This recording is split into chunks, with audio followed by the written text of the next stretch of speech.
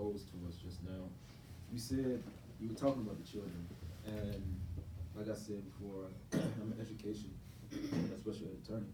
So the statistics about what's going on with our kids, you know, is something that is to be taken very seriously, because it's an attack not only on us as adults, but specifically the children, because they make up more than we do as adults, and that's no matter what society that you go into. And you're talking about the roots, and you're talking about people who will eventually come to determine laws and policies and just how we engage as a community. Frederick Douglass once said it's easier to build young children than repair broken men. And I think that's interesting because it's true to form, it's true to life. Because once you reach a certain age, you know, you're more so-called set in your ways, and it may take more persuasion than it is a child. With a child, you know, they're very open, they're fresh, you know, they're willing to explore, to have their minds be shaped. With us as adults, we can become very jaded, you know, about how society is. That's why when you walk around, I think Tupac once said, like, that's why you don't see no loudmouth 30, 40, 50-year-olds going around, right?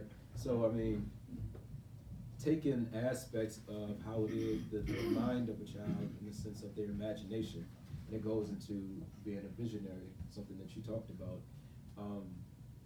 Our enslaved ancestors may never have seen freedom, but they knew what it was to be free, you know? So for us, in our current conditions, I think oftentimes we forget that we're so stuck in a particular system, and we can't see past it, we can't see through it. So when we have people in, say, let's use entertainment and sports, for instance, when you have like the LeBron James or the Michael Jordans and even the Michael Jacksons, you refer to them as visionaries, as legendary, and all these things. But why is it? What are those qualities that they possess that's innate with all of us, but they were able to actualize their qualities?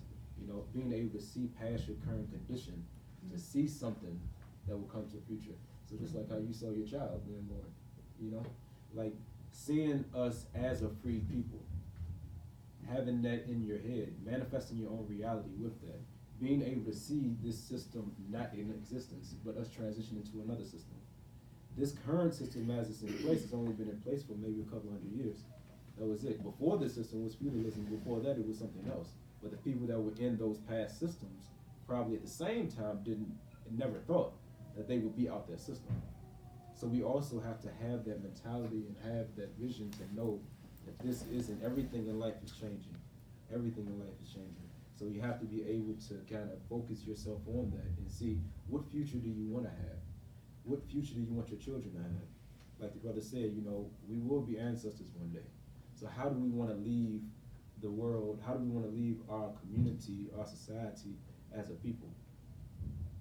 We have to really understand that and be able to actualize that, write it down, or have it tangible so that we can put it into place. And that's what I was talking about earlier when I said everybody within our society has a role to play.